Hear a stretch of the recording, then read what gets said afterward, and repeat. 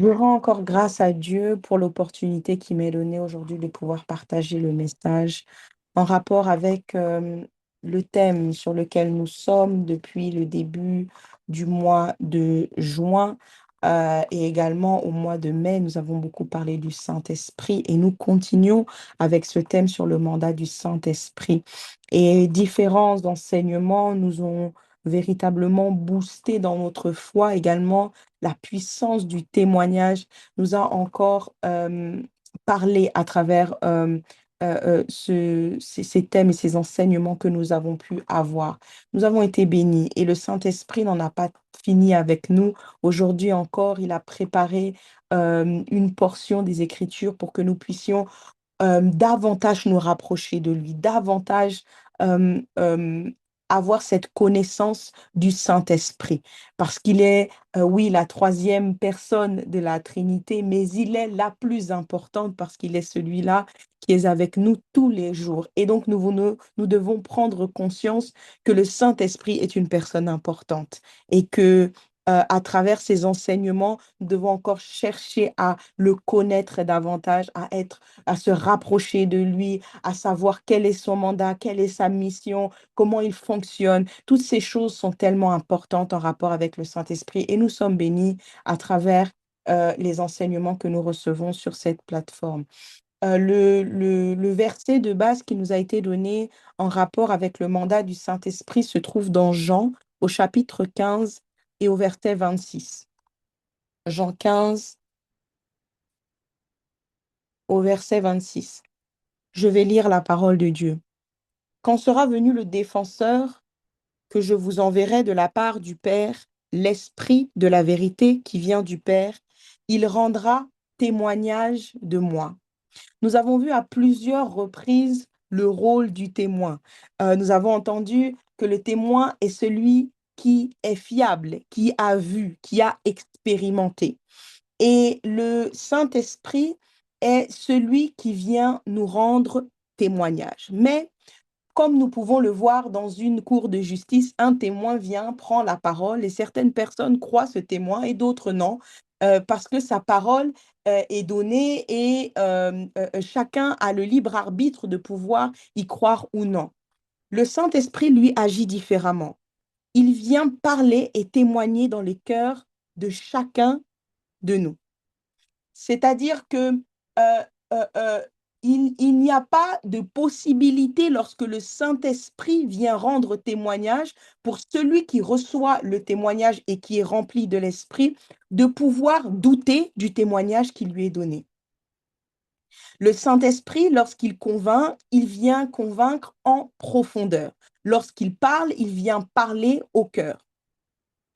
Je voudrais que nous puissions lire dans Juge, si quelqu'un peut lire pour moi, dans Juge au chapitre 6, au verset 36 jusqu'au verset 40. Juge 6, 36, 40. Nous sommes dans l'Ancien Testament et nous parlons de Gédéon. Juge 6, 36 à 40, s'il vous plaît.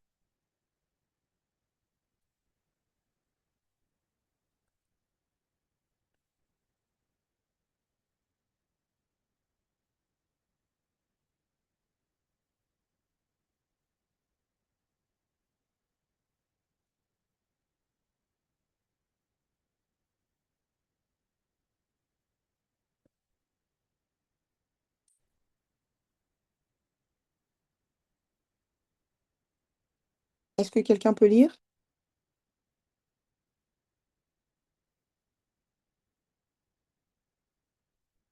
Je vais lire la parole de Dieu. Juge 6 au verset 36. Gédéon dit à Dieu, si tu veux délivrer Israël par mon intermédiaire, comme tu l'as dit, je vais mettre une peau de mouton avec sa laine dans l'aire de battage. Si la peau seule se couvre de rosée et que tout le terrain reste sec, je saurai que tu délivreras Israël par mon intermédiaire, comme tu l'as dit. Et cela se passa ainsi. Le lendemain, il se leva de bonne heure, pressa la peau du mouton et en fit sortir la rosée. Elle donna une coupe pleine d'eau. Gédéon dit à Dieu, que ta colère ne s'enflamme pas contre moi, et je ne parlerai plus de cette foi. Je voudrais seulement faire encore une épreuve avec la peau de mouton, que la peau seule reste sèche et que tout le terrain se couvre de rosée. Et Dieu agit ainsi. Cette nuit-là, la peau de mouton seule resta sèche et tout le terrain se couvrit de rosée. Pour vous donner le contexte de cette histoire, c'est que nous sommes dans l'Ancien Testament, au temps des juges. Et il se trouve que Dieu avait choisi Gédéon pour délivrer les Israélites des mains des Madianites. Et Gédéon était de ces hommes qui doutaient beaucoup. Même si Dieu lui parlait clairement, il avait souvent dans son cœur des doutes en rapport avec ce que Dieu lui disait, en rapport avec ce que l'Éternel lui partageait. Et c'est pourquoi il demandait des signes. Il disait, parce qu'il avait peur, il disait à Dieu, montre-moi, fais un signe visible pour que je puisse être sûr que tu sois à mes côtés lorsque je vais combattre contre les Madianites. J'ai besoin de signes visibles, j'ai besoin que tu puisses me montrer de manière extérieure que tu es présent, que tu es avec moi. Eh bien, vous savez quoi? Le Saint-Esprit, lorsque nous avons le Saint-Esprit et lorsque le Saint-Esprit nous remplit, il vient nous convaincre. En vérité, nous n'avons plus besoin, nous qui sommes dans la nouvelle alliance, de signes extérieurs pour nous assurer de la présence de Dieu à nos côtés. C'est l'œuvre du Saint-Esprit. C'est la mission du Saint-Esprit de nous convaincre. Nous n'avons plus besoin de demander comme Gédéon des signes extérieurs, que la peau du mouton soit remplie de rosée afin que je sois sûr que tu es à mes côtés. Nous n'avons plus besoin de cela lorsque nous avons l'Esprit de Dieu. Nous n'avons plus besoin de signes extérieurs lorsque nous avons celui qui convainc en profondeur. Sans la conviction du Saint-Esprit, sans la conviction du Saint-Esprit, nous n'avons pas la capacité de pouvoir nous tourner vers Dieu. Sans la conviction du Saint-Esprit, l'homme se centre sur ses besoins personnels. C'est le Saint-Esprit qui vient nous convaincre de ce que Dieu est véritable dans nos vies. Et si nous n'avons pas cette capacité, cette conviction par le Saint-Esprit, eh bien, nous allons trouver des hommes qui sont égocentriques, des hommes qui sont centrés sur leurs besoins, des hommes qui sont incapables de servir Christ avec joie, des hommes qui sont incapables de s'engager dans l'œuvre de Dieu, des hommes incapables de pouvoir être fidèles en rapport avec l'œuvre de Dieu, des hommes incapables de pouvoir servir Dieu avec leurs ressources et cela avec joie, des hommes qui n'ont plus la paix, des hommes qui sont dans la plainte en permanence. Lorsque nous voyons ce genre d'hommes, ce type de personnes, nous savons qu'il y a un manque de consécration, un manque d'intimité avec le Saint-Esprit. Nous allons lire dans Jean, au chapitre 16, à partir du verset 7. Jean 16, 7 à 11. Je lis la parole du Seigneur. Jean 16, 7 à 11. Cependant, je vous dis la vérité, il vous est avantageux que je m'en aille, car si je ne m'en vais pas, le Consolateur ne viendra pas vers vous. Mais si je m'en vais, je vous l'enverrai. Et quand il sera venu, il convaincra le monde en ce qui concerne le péché, la justice et le jugement. En ce qui concerne le péché, parce qu'il ne croit pas en moi, la justice, parce que je vais au Père et que vous me verrez plus. Le jugement parce que le prince de ce monde est jugé. Amen. Amen, amen. Voici le sous-thème que je vais aborder ce soir avec la grâce de Dieu. Le Saint-Esprit qui convainc. Voici ce que la parole de Dieu dit. Il convaincra le monde en ce qui concerne, premièrement, le péché, deuxièmement, la justice et troisièmement, le jugement. Nous connaissons ces écritures, mais parfois, nous ne nous avons une mauvaise définition de ces trois éléments. Le Saint-Esprit est celui-là qui convainc. Le Saint-Esprit convainc de quoi? De péché, premièrement. Il convainc de péché qui? Il est dit, en ce qui concerne le péché, parce qu'il ne croit pas en moi. Le Seigneur Jésus, lorsqu'il parle à ses apôtres, il dit parce qu'il ne croit pas en moi. Il ne parle pas à ceux qui sont en face de lui, ceux qui croient déjà en lui, ceux qui l'ont servi, ceux qui l'ont suivi. Il ne parle pas aux apôtres, mais il parle des autres. Il parle des personnes du monde.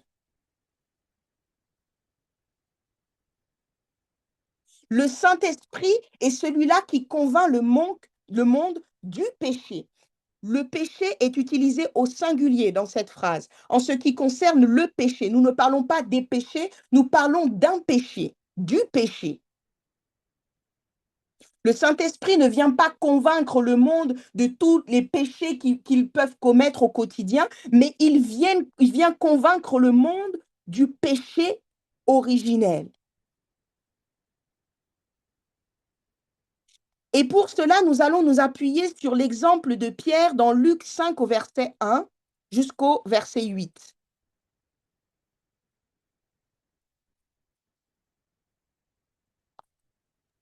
Je lis la parole du Seigneur, Luc 5, verset 1 au verset 8. Comme Jésus se trouvait auprès du lac de, de Génésareth et que la foule se pressait autour de lui pour entendre la parole de Dieu, il vit au bord du lac deux barques d'où les pêcheurs étaient descendus pour laver leurs filets. Il monta dans l'une de ces barques qui était Simon et il le pria de s'éloigner un peu de la terre. Puis il s'assit et de la barque il enseignait la foule. Lorsqu'il eut, il eut cessé de parler, il dit à Simon, avance en pleine eau et jetez vos filets pour pêcher. Simon lui répondit, Maître, nous avons travaillé toute la nuit sans rien prendre, mais sur ta parole, je jetterai le filet. L'ayant jeté, ils prirent une grande quantité de poissons et leur filet se rompait. Ils firent signe à leurs compagnons qui, qui étaient dans l'autre barque de venir les aider. Ils vinrent, ils remplirent les deux barques au point qu'elles s'enfonçaient. Quand il vit cela, Simon-Pierre tomba aux genoux de Jésus et dit, Seigneur, retire-toi de moi, parce que je suis un homme pécheur. Amen. Amen. Voici Pierre qui réalise sa condition. Voici l'œuvre du Saint-Esprit. Voici ce que le Saint-Esprit fait lorsqu'il vient. Il convainc les pécheurs de leur péché. Et lorsque Pierre est en contact avec Jésus et sur la base de la parole de ce que Jésus lui demande de faire et le miracle qu'il voit de ses yeux, il comprend qui est Jésus. Et lorsqu'il comprend qui est Jésus, il comprend également sa condition. Lorsqu'il compare Jésus à sa personne, il voit qu'il y a un problème. Et c'est pour ça qu'il dit, Jésus, ne reste pas près de moi parce que je suis un homme pécheur.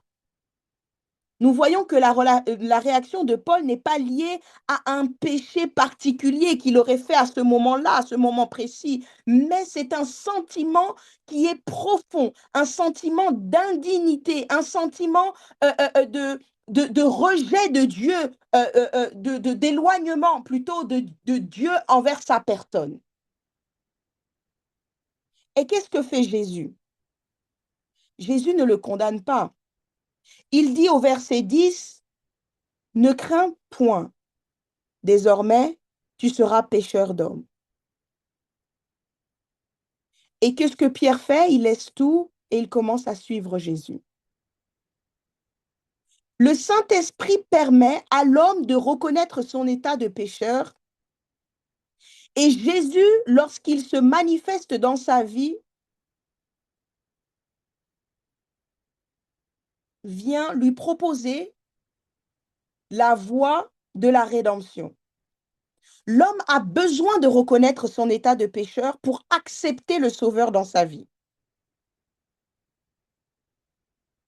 Qu'est-ce qui est dit dans Marc 2 au verset 17? Il est dit, je vais le lire, Marc 2.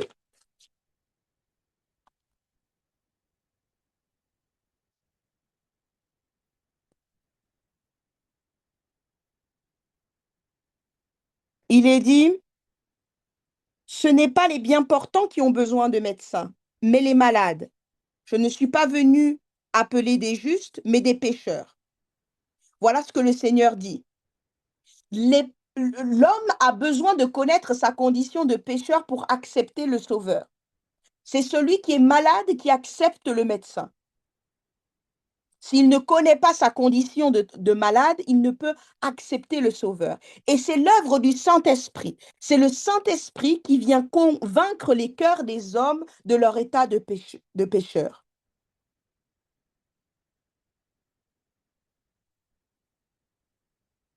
Et il y a certains hommes qui pourront dire, mais moi, comme Pierre, je n'ai pas rencontré Jésus sur ma route. On ne m'a jamais prêché l'évangile. Je ne connais pas la parole de Dieu. Je n'ai pas vu de signe ni de prodige. Je ne connais pas le Saint-Esprit.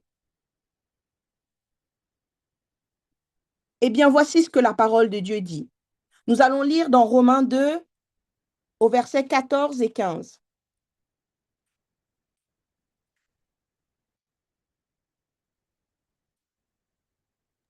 Romains 2, 14 et 15. Quand les païens qui n'ont point la foi font naturellement ce que prescrit la loi, ils sont eux qui n'ont point la loi, une loi pour eux-mêmes. Ils montrent que l'œuvre de la loi est écrite dans leur cœur, leur conscience en rendant témoignage, et leurs pensées s'accusant ou se défendant tour à tour. Amen. Amen. Qu'est-ce que cette parole dit? Elle dit que même ceux qui n'ont pas connu la loi, les païens qui n'ont pas connu la loi, ont la loi dans leur cœur. Le Saint-Esprit ne parle pas seulement aux chrétiens.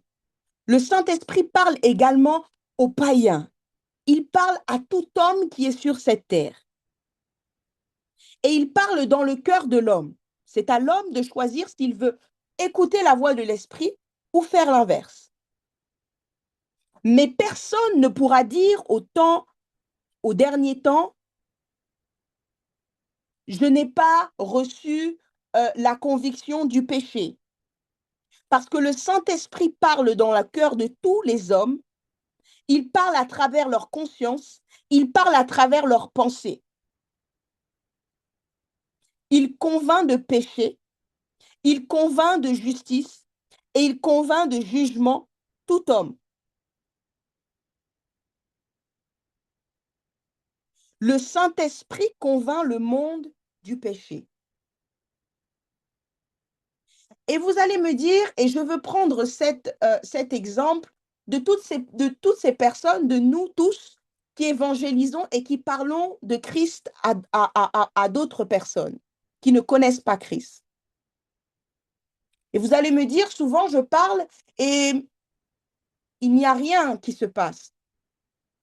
Je vois très peu de personnes se convertir, ou c'est très difficile. J'ai parlé, j'ai beaucoup parlé, j'ai beaucoup parlé, j'ai parlé de Jésus, j'ai témoigné de Jésus, j'ai témoigné de ce que Jésus a fait dans ma vie. Et pourtant, ces personnes ne suivent toujours pas Christ. Je voudrais vous dire et vous poser cette question. Comment est-ce que vous pouvez évangéliser ou parler du de Jésus-Christ sans avoir en vous le Saint-Esprit? Il faut savoir, et je l'ai dit depuis le début de mon propos, que le Saint-Esprit est celui-là qui convainc. Ce n'est pas vos paroles qui vont convaincre les cœurs des hommes, mais c'est le Saint-Esprit qui va convaincre au plus profond des cœurs des hommes. C'est seulement le Saint-Esprit qui convainc. Alors, si vous marchez sans le Saint-Esprit, si vous décidez de parler sans l'aval de l'Esprit, il n'y aura pas de conviction dans le cœur des hommes à qui vous vous adressez. C'est pourquoi il y a des techniques à utiliser dans le domaine de l'évangélisation. Et je ne connais pas toutes ces techniques, mais je vais vous en donner quelques-unes. Premièrement, avant d'aller parler à quelqu'un, tenez-vous dans la prière et dans le jeûne si possible, afin que le Saint-Esprit puisse venir vous révéler ce qui doit être dit, afin que vos paroles soient des semences qui tombent dans un cœur et dans une terre fertile, afin que le Saint-Esprit également puisse disposer le temps dans lequel vous devez parler à cette personne. L'endroit où vous devez parler à cette personne compte également. La disposition de votre cœur. Vous devez être rempli d'amour, d'amour et d'amour pour la personne à qui vous allez témoigner de Jésus. Et l'amour est comme l'essence nécessaire à l'action et à la puissance du Saint-Esprit qui convainc dans le cœur de celui à qui vous allez parler. Alors la prière, le jeûne, l'amour. Je viens vous dire qu'un cœur n'est jamais trop dur pour ne pas être convaincu par le Saint-Esprit. Le Saint-Esprit est capable de rentrer dans le cœur de tout homme.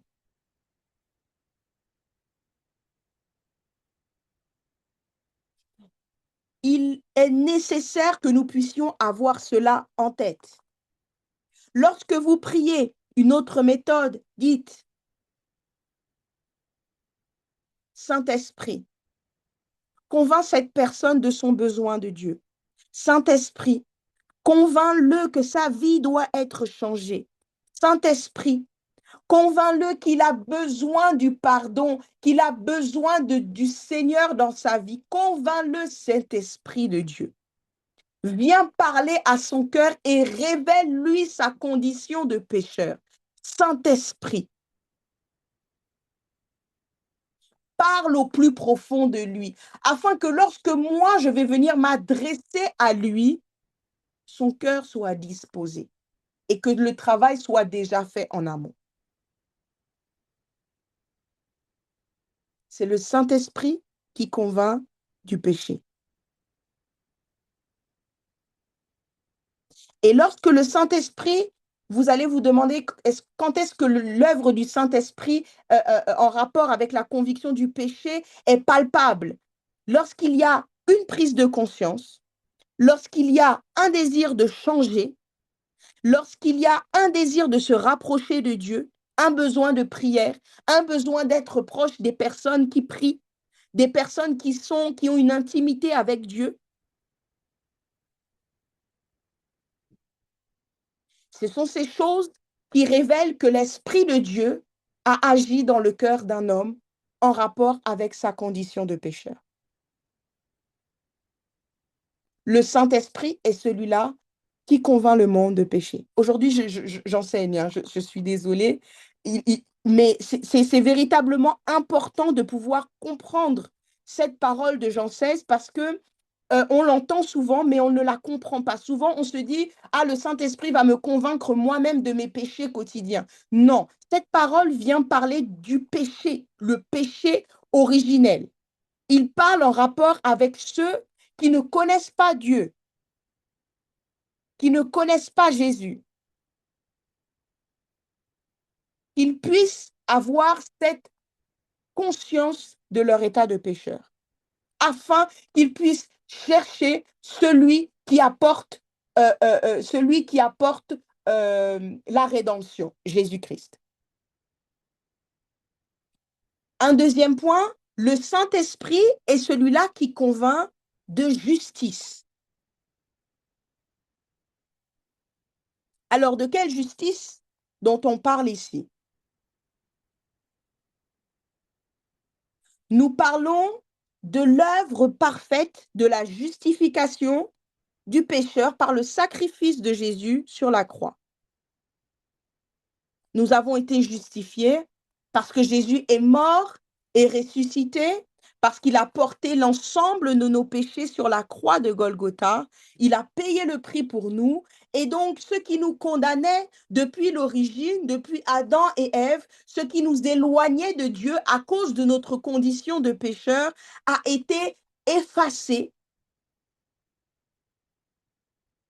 a été balayé par Jésus qui a payé le prix. Jésus est l'antidote. Jésus, c'est la voie, c'est le chemin, c'est la vie. Et il n'y a pas d'autre justification possible en rapport avec notre relation avec Dieu que celle, que le chemin qui est donné à travers Jésus-Christ.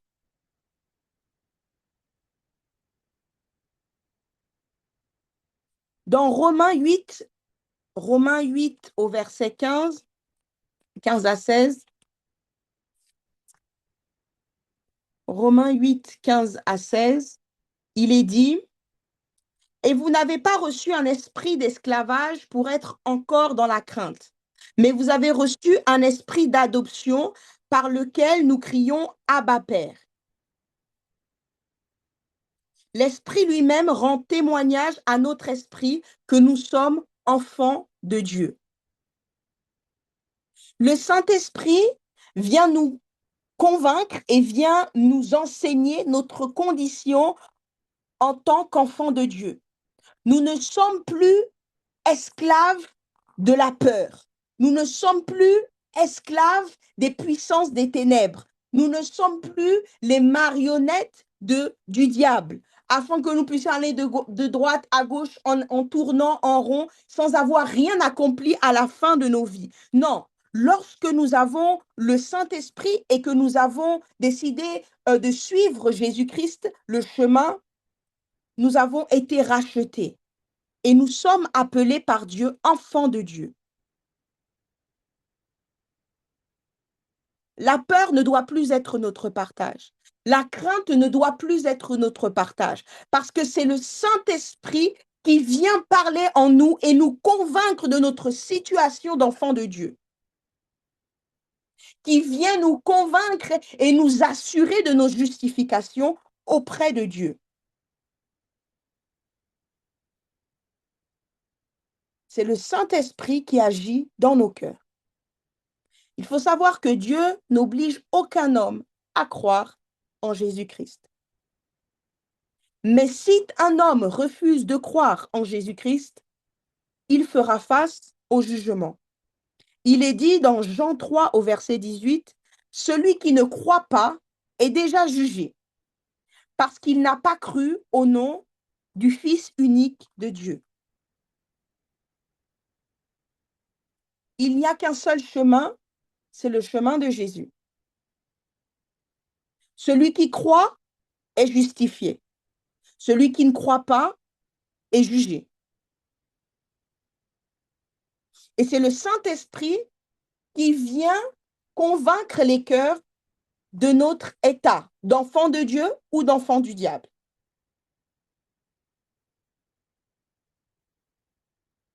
Le Saint-Esprit, dans un troisième point, est celui-là qui convainc de jugement. Alors, nous ne parlons pas ici du jugement de Dieu sur les hommes, mais nous parlons du jugement de Dieu sur le diable. Nos ennemis sont déjà jugés. Et à la fin des temps, nous le savons, dans les Écritures, il est dit qu'ils seront liés pour toujours. C'est le Saint-Esprit qui vient nous convaincre de ces choses, qui vient nous dire que l'ennemi est déjà condamné et que nous avons été justifiés, que nous ne prenons pas part du jugement dernier. Pourquoi? Parce que Romains 8 au verset 1 dit, il n'y a donc maintenant aucune condamnation pour ceux qui sont en Jésus-Christ. Et je crois qu'il est très important d'avoir cette notion de conviction du Saint-Esprit en rapport avec le jugement. Particulièrement, moi, j'ai expérimenté cela lorsque j'étais dans des temps d'attaques vraiment très dures. L'ennemi me faisait subir des choses vraiment très difficiles dans ma chair, dans mon âme. Il m'oppressait.